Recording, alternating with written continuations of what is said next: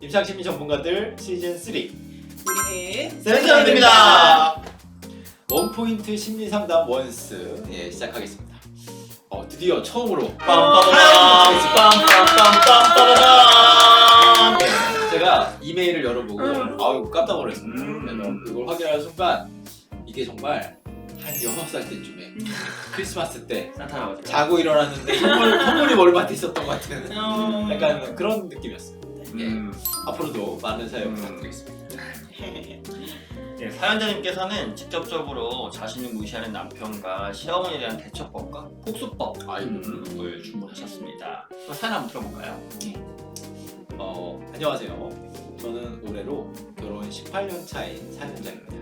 사연은 다름이 아니라 남편이랑 시어머니가 저를 무시하고 막말을 하는 데 있어서 1년에 3번 정도 이상은 꼭 그런 말을 듣습니다.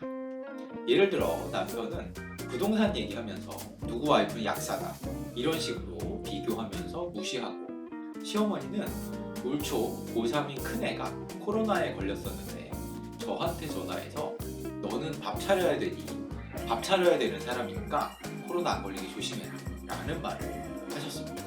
그리고 큰애 걱정 이런 걸 물어보지도 않죠. 늘 이런 식이었고 그러려니 해왔는데 이제는 마음이 너무 힘들어서 회복이 안 되네요. 그래서 남편과 시어머니한테 침묵으로 지내고 있고 전화도 안 하고 있습니다. 내 마음이 많이 지쳐있구나 하는 자각하는 상태인 것 같고요. 이럴 때는 어떻게 하는 게 좋을까요? 쓸데없는 자존심이 있어서 얼굴 보며 이야기를 하는 게 힘들어서 상담이 좀 힘드네요. 그래서 이렇게 익명으로 도움을 청해봅니다. 아이들이 있어서 이혼은 안 할 생각입니다. 제일 가까운 가족이 나를 무시할 때 대처법 좀 알려주세요. 현명한 대처법과 현명한 복수법 둘 다 필요합니다. 아이고, 이제 일단 사연을 들으니까 그동안 좀 얼마나 힘드셨을지 그 마음이 좀 느껴지는 것 같습니다. 어떻게 보면 가장 가까운 가족한테 상처를 받았다는 게 사실 굉장히 힘든 것 같아요. 그리고 이제 결혼 생활 18년이니까 그 기간에 대해서도 얼마나 힘드셨을까 싶고, 게다가 저희 임상심리 전문가들이 홍보 유튜브에 사연을 보내주실 정도면 아마 그만큼 힘드셨던 게 아닌가 싶습니다. 그래서 이런 힘듦에 대해서 뭔가 이렇게 공감과 위로를 드리고 싶습니다. 그리고 저희가 오늘 그 사연에 대해서 이제 어떤 방식으로든 저희가 도움이 될 수 있도록 여러 가지 말씀을 드릴 텐데요. 그 중에 하나라도 뭔가 마음에 와 닿아서 뭔가 이렇게 회복하시는 데 도움이 되셨으면 좋겠습니다. 저는 그 사연자님 보내신 이 사연을 보고 되게 통찰이 있는 분이라는 생각이 좀 많이 들었어요. 그러니까 쓰는 용어 자체가 내가 좀 지쳐있는 것 같다. 회복이 이제 예전만큼 되게 안 된다.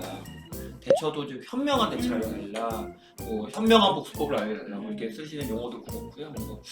그래서 본인이 어떻게 하는 게 좀 좋은 건지에 대해서는 이미 좀 구분을 하실 수 있는 분이 아닌가 그런 생각도 좀 들었어요. 예. 그래서 지금 이제 침묵으로 지내고 계시다고 하셨어요. 시어머니한테 전화도 안 하고 그렇죠?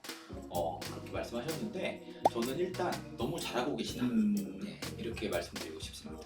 지쳐있다는 건 그동안, 지금 지치셨다는 건 그동안 정말 오랜 기간을 참고 지내셨다는 말이에요. 그렇다면 그 참은 기간만큼 이제는 좀 그 참는 걸 좀 쉬셔도 된다. 저는 상담에 이제 이런 케이스들을 상담을 하게 되면 명절에 안 간다고 하면서 사실은 너무 괴로워하세요. 그렇지. 근데 저는 다 그냥 편하게 가지 마시라고. 그냥 한 1, 2년, 2, 3년, 한 앞으로 몇 년은 그냥 편하게 가지 마세요. 이렇게 말씀을 드립니다. 저도 되게 동의하는 게요. 일단은 저는 제일 중요한 게 그 사연자님이 스스로가 지쳐있다는 것을 잘 알고 계시다는 게 되게 중요할 것 같고, 그러니까 아무것도 안 하고 싶은 마음도 너무나 이해가 됩니다. 그리고 어떻게 보면 이렇게 침묵으로 지내고 있고 전화를 안 하고 있고 이런 거에 대해서 뭔가 불편감을 느끼시는 것 자체가 사실 그동안에 얼마나 참아보셨는지가 사실 좀 느껴집니다. 그래서 저는 뭔가 이제 어떻게 보면 지금까지 내가 참으면서 대처를 해오셨다면 이제는 전화 안 하고 찾아뵙지 않고 이런 게 새로운 방식을 시도했다는 것 자체가 사실 되게 의미가 있고 그런 점에 대해서 격려를 해드리고 싶습니다. 왜냐하면 사실 지금까지 참아왔다는 게 사실 괜찮았던 게 아니거든요. 그렇기 때문에 이제는 나도 힘들고 더 이상 할 수 없고 되게 지쳐있고 화가 난다는 것을 사실은 새로운 방식으로 알리는 것이 중요하고 그래야 주변 사람들도 아, 이 사람이 힘들었구나 라고 하는 걸 알아차릴 수 있게 되는 것 같습니다. 맞아요.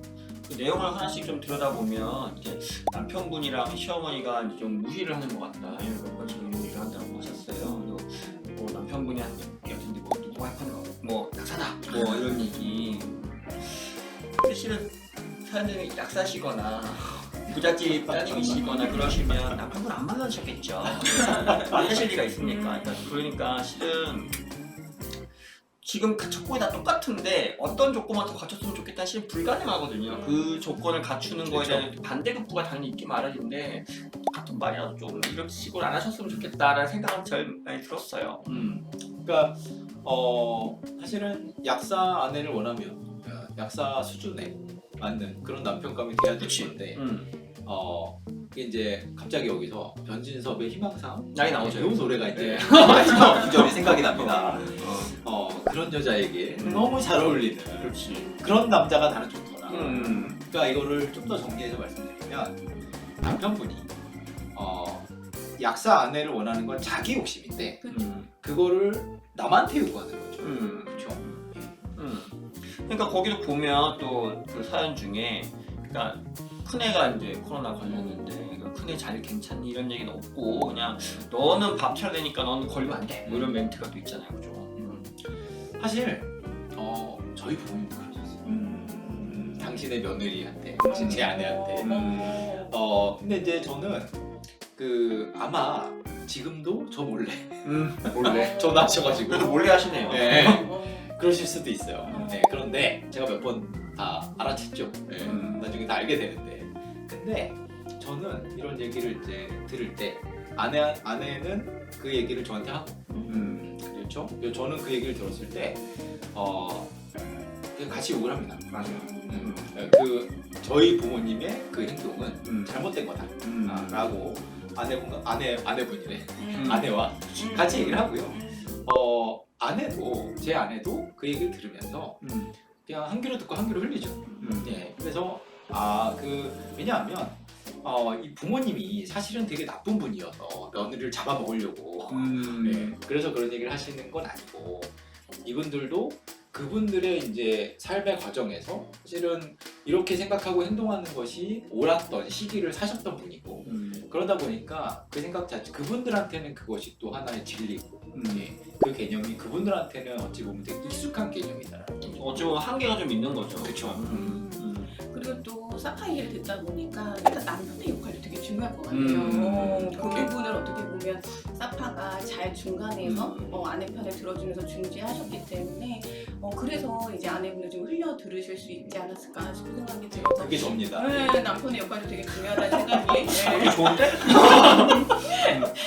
들었고 그리고 이제 그 사연자 분 말에서 되게 핵심적으로 저한테 이제 들렸던 말은 이제 시어머니가 너는 밥 차려야 되는 사람이니까 코로나에 걸리면 안 된다 이 얘기를 들을 때 뭔가 내가 되게 도구적으로 느껴지는 거죠. 그렇죠. 밥을 차리는 이제 이런 도구로 느껴지기 때문에 사실은 내가 존중받지 못해서 화가 나는 거거든요. 그런 점에서 제가 봤을 때 사연자님한테 되게 중요한 게 뭐냐면 무시받았다고 화가 난다는 건 사실 존중받고 싶다는 욕구가 매우 중요한 게 아닐까 싶고요. 그리고 그냥 그런 생각이 들었어요. 시어머니가 그 말씀을 딱 하셨을 때 그 말에 대한 최고의 복수는 코로나에 걸려서 밥을 안 차려보는 거죠.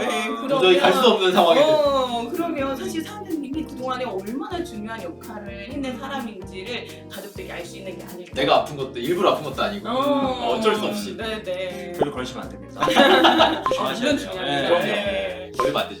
마음으로. 네. 제일 가까운 가족들이 이렇게 나를 이렇게 무시하면 좀 힘들 텐데 그럴 때 어떻게 좀 대처하면 좋을까요? 사실 저는 이 사연을 딱 처음에 들었을 때 어떤 생각이 들었냐면 사실 가족들을 맞아, 상담해야 되는 게 맞아, 아닌가 맞아. 이런 딴 생각이 사람이 들었어요. 왔어. 그러니까 사실 원래 상담을 하고 오신 오시는 분들이 사실 힘들어서 오시는데 들어보면 사실 상대방이 문제인 경우가 되게 많거든요. 그 사람을 안 치고 싶은 마음이 되게 많이 들죠.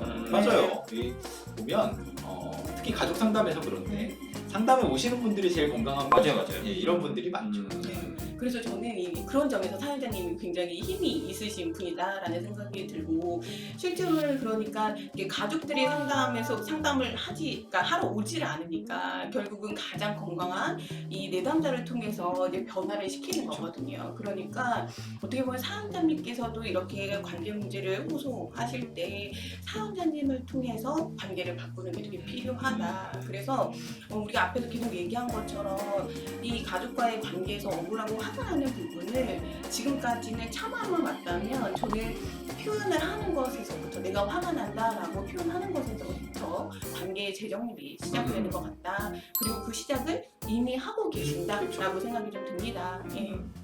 말 안 하고, 네. 예, 전화 안 하고 사실은 예. 그것부터가 대처 방법이죠. 그러니까 보통은 전화를 안 하시고 연락을 안 하면서 본인이 아무것도 안 하고 계시다라고 생각을 하시는데 엄청 하는 건데. 근데 그거 자체가 이미 대처가 시작이고 저는 오히려 이 사연자님의 입장에서 보면 긍정적인 대처의 시작이라고 생각해요. 그 다음에 더 긍정적인 관계로 넘어갈 수 있는. 그래서 먼저 내가 살고 내 마음이 좀 건강해져야 그래야 그 다음 단계로 갈 수가 있고 저는 좀 행동주의적인 얘기를 하면 내가 먼저 살고 상대를 훈육시켜야 된다. 저는 그런 얘기도 합니다.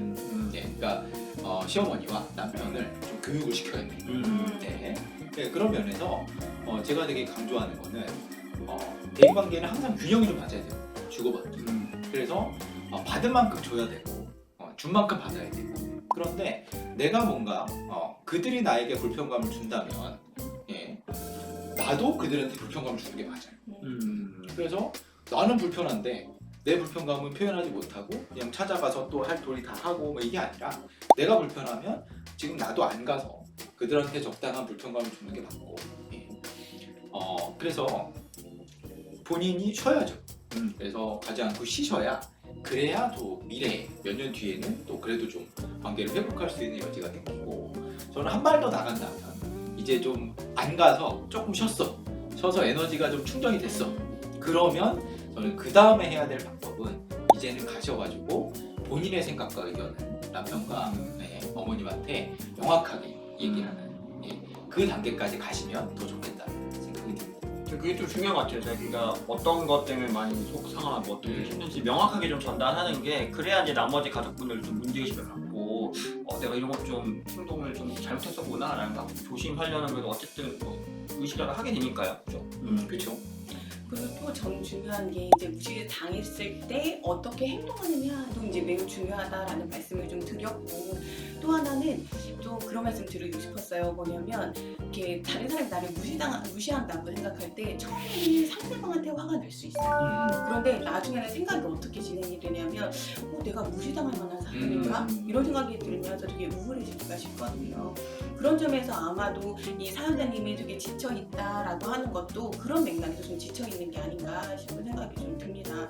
그래서 정말 중요한 게 이제 자신의 욕구를 발견하는 게 되게 중요한데요.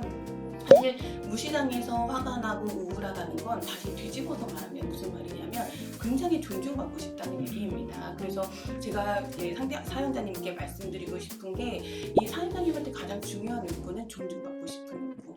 그래서 물론 상대방에게 내가 존중받는 것도 매우 중요하지만 사실은 가장 중요한 건 자신이 스스로를 존중하는 게 저는 매우 중요하다는 생각이 좀 듭니다.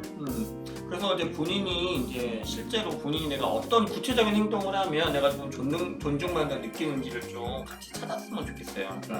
그러니까 남편이 뭐 무시하는 말을 했을 때 그냥 듣고 있는 게 아니라 나도 뭐 적당히 돌릴 수 있는 그러니까 누구 와이프는 뭐 약사고 뭐 돈도 벌어온다 안 되고 아유 누구 집 남편이 그렇게 자상하고 이러고 집안을 복수가 되겠는데? 심지어 돈도 엄청 벌어온다는데 그냥 이렇게 대거를 한다든지 뭐 하나의 예지만 그러니까 구체적으로 내가 어떤 행동을 할 때 내가 존중받는다고 느끼는지를 좀 같이 찾아봤으면 좋겠다는 생각이 좀 들었어요.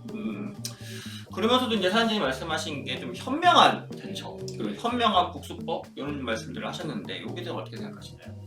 저는 그 현명한 민첩법과 현명한 복수법을 원하신다라는 말씀을 들었을 때 그냥 그 사연자님의 마음속에 생각하고 계시는 복수법이 있지 않으실까 이미 라는 사실 있다라는 생각이 좀 들었고, 그래서 스스로가 생각하시는 최고의 복수법이 뭔지를 그냥 머릿속으로 그냥 이게 가능한지 아닌지를 떠나서 그냥 상상 속에서 좀 해보셨으면 좋겠다라는 생각이 좀 들었고요. 그런 과정에서 저는 이제 말씀드리고 싶었던 게, 아까 존중받고 싶다라고 하는 게 되게 중요한 욕구다라고 말씀드렸는데, 사실 최고의 복수는 내가 무시당할 만한 사람이 아니라는 것을 증명하는 거죠. 그런데 그 증명이 꼭 타인에게 보여준다라기보다는 내가 스스로를 존중하면서 당당하게 사는 것, 그러면서 내가 내 삶에서 가장 바라는 것이 무엇인지를 생각해 보시는 게, 그래서 나를 존중하는 최고의 방법이 무엇인지를 좀 고민해 보셨으면 좋겠다라는 생각이 좀 들었고요. 그 다음에 이미 앞에서 내가 되게 지쳐있다 이런 말씀을 하셨었는데, 저는 자기를 존중하는 가장 어떻게 보면 기본적인 걸로 좀 자기 돌봄을 좀 권하고 싶었어요. 사실 되게 지쳐 있으시잖아요. 그렇기 때문에 기본적인 돌봄, 예를 들면 잠을 잘 자는 거라던가 식사를 잘 챙겨 드시는 거나 이런 것들, 기본적인 돌봄을 별로 어려운 게 아니네. 하셨으면 좋겠고, 우리가 변증법적 행동치료라고 하는 그 책을 보시면 이 자기 돌봄과 관련해서 어떻게 보면 자신을 회복하는 방법으로 어떤 방법들이 나오냐면, 즐거울 수 있는 행동들을 하는 것, 그 다음에 내가 잘할 수 있는 행동을 해서 효능감을 얻는 것, 그 다음에 자신이 원하는 가치에 따라서 행동하는 것, 이 세 가지를 통해서 이제 감정을 회복하는 것에 대한 얘기가 나오거든요. 그래서 거의 즐거움을 향상시키는 방법으로는 거의 100개가 넘는 리스트가 나와요. 그래서 제가 그 내용을 사진으로 찍어서 보내주신 메일로 꼭 보내드리도록 하겠습니다. 그래서 그걸 좀 실천해 보시면 좋겠다라는 생각이 좀 듭니다. 실은 그런 게 별 방법이 아니더라고요. 맞아요. 그거 그냥 아니에요. 반신욕하는 것도 있고요. 제가 향수저가 하시면 향수 같은 거 맡고 뭐 이런 거 하시는 것도 있어요. 그러니까 그 별거 아닌데도 그런 게 좀 쌓이다 보면 네. 잔잔한 게 좀 쌓이다 보면 좀 많이 변화가 있더라고요. 그리고 저는 또 하나 생각했던 게, 복수의 가장 진정한 의미 중 하나는 영향을 더 이상 안 받는 게 그들의 상관없이 무슨 말을 해도 뭐라고 그렇게 하든 생각하는구나, 그래 그럴 수 있지, 뭐 넘어가는 거고, 그런 그렇죠. 하나의 방법 아닐까 생각해요. 중요합니다. 저는 이 상담을 할 때 이런 분들이 이제 이런 불편감을 호소하시는 얘기를 들을 때 막 이렇게 시어머니 욕하고 남편 욕하고 막 이럴 때 그거 듣다가, 근데 뭐 누구님은 뭐 할 때 제일 기분이 좋으세요? 이런 말 하면 대답 못 하시는 경우도 이렇게 많아요. 네. 그래서 벌써 거기서 본인이 충격을 받는. 네. 그러다 보면 이제 초점이, 그럼 난 뭐 할 때 즐겁지? 그래서 그 즐거운, 내가 즐거운 게 뭔지를 찾는, 실은 그 과정도 상담에서 되게 좀 중요한 것 같고요. 저는 이분이 이제 사연자님께서 현명한 복수라는 말, 현명하다라는 말을 쓰셨어요. 저는 그거 자체가 이미 사연자님께서 이미 되게 건강하다라는 의미라고 생각을 하고요. 그 남편과 시어머니가 사실 의도한 건 아니에요. 그러니까 이 며느리랑 아내를 공격하려고 그런 말을 한 건 아니지만 어쨌든 이 사연자님은 상처를 받았고, 그렇죠? 그렇기 때문에 그건 공격을 한 게 맞고 의도는 안 했지만, 그래서 저는 공격을 받았기 때문에 복수를 한다라는 개념은 되게 맞는 거예요. 그런데 그 복수를 현명하게 하고 싶다고 말씀하셨고, 그것도 맞죠. 우리 가족이니까. 가족이니까 막 완전히 등지고 살 건 아니고 현명하게. 그래서 정말 가족임을 인정하고 정말 잘 해결하고 싶다라는 마음을 그 현명한 대처, 이런 말로 표현을 정말 잘 하신 것 같다는 생각이 듭니다. 실은 가족분들이 사연자님한테 감사해야 되고 그럴 것 같거든요. 그렇죠. 그럼요. 네. 네. 이렇게 그 시어머니나 남편에 대한 고민을 호소하시는 이런 분들을 제가 상담을 해보면, 사실은 그동안 되게 좀 희생을 많이 하셨던 분들이, 그동안 자기는 되게 불편했지만 뭐 시댁 재산 다 가서 챙긴다든가 막 이런 식으로 자기는 힘든데 그거 표현하지 않고 좀 희생하셨던 그런 분들이 정말 많았던 것 같습니다.